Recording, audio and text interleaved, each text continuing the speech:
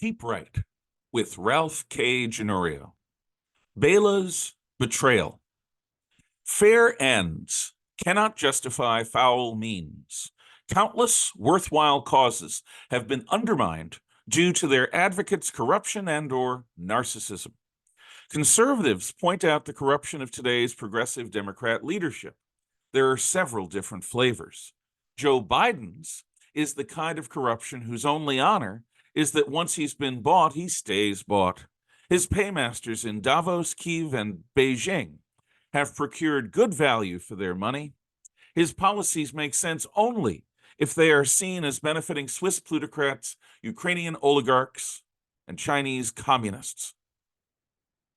Hillary Clinton recorded her interactions surreptitiously when she was Secretary of State, no doubt along with all those other times, in order to avoid being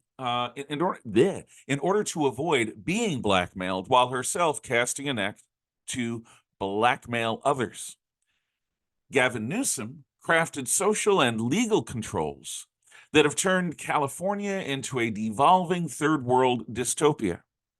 While micromanaging the medical decisions of his people, he conspicuously flouted every restriction himself.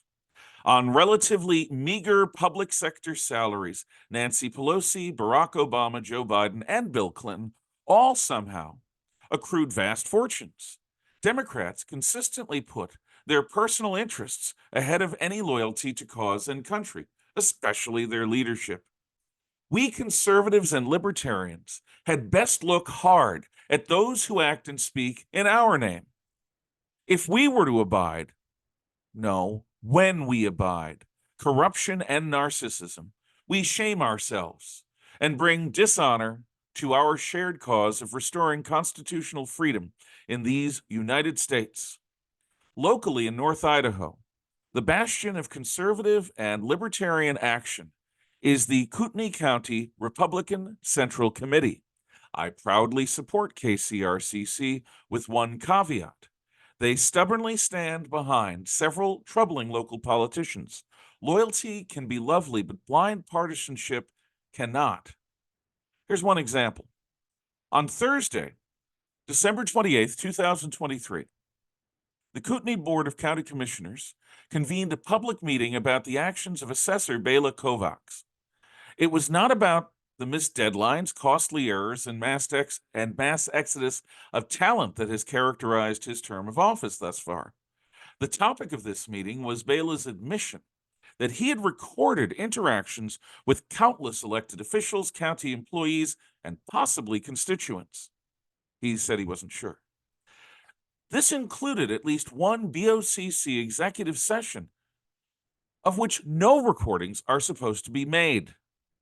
True, Idaho's law allows recordings with only one party's knowledge. Many, even most, of these recordings may be legal. However, to paraphrase Commissioner Bruce Matare, just because something is legal does not make it right. Kovacs' recordings were made without the knowledge or consent of the other parties. He could only cite a single event when he had informed others that he was recording proceedings. His claim is that these records were made to help him do his work. Now, anyone familiar with human nature and history understands just how easily conversations can be manipulated by a person wearing a wire to create a false and out-of-context narrative. Kovacs' 40 minutes of testimony was a brazen dance of obfuscation and evasion. At no point did he express any regret for the many abuses of public and private trust that his recordings perpetrated. It was pointed out that his actions may even open the county to additional liability.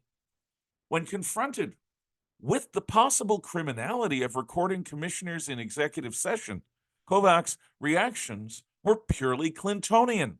He echoed Hillary's weaseling about her secret email server.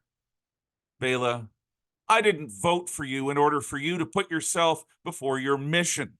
Your term has been characterized by incompetence and narcissism. You do not embody our cause. You are, in fact, a detriment to conservatives everywhere who are desperately trying to earn the trust of the great silent majority. It is my hope that if recording an executive session turns out to be criminal, that you are prosecuted to the fullest extent of the law. If your recordings do not rise to the level of prosecutable crime, you should at least face whatever form of impeachment inquiry exists for your office. Members of the Kootenai County Republican Central Committee should consider the grave abuses of trust that were committed every time that Bela Kovacs recorded someone without their knowledge or consent. The legality of KCRCC is not served by giving Kovacs unconditional support.